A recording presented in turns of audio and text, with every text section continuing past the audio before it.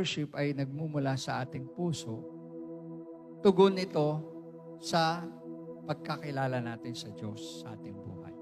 Ito ay spiritual na gawain, subalit, kinakailangan po mayroong physical expression. Kaya di ba pag may nagsasaya tayo, umaawit tayo, sumasayaw tayo. Kaya sa church, huwag tayong mahihiya kung napipil nyo gusto nyong sumayaw.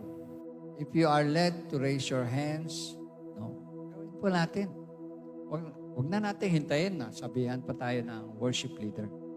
Kasi kung tayo mismo, nakakadama tayo ng pasasalamat sa Diyos, nakakadama tayo ng kabutihan ng Diyos, ng ginawa ng Panginoon sa atin, gusto natin siyang purihin sa ating pagsamba.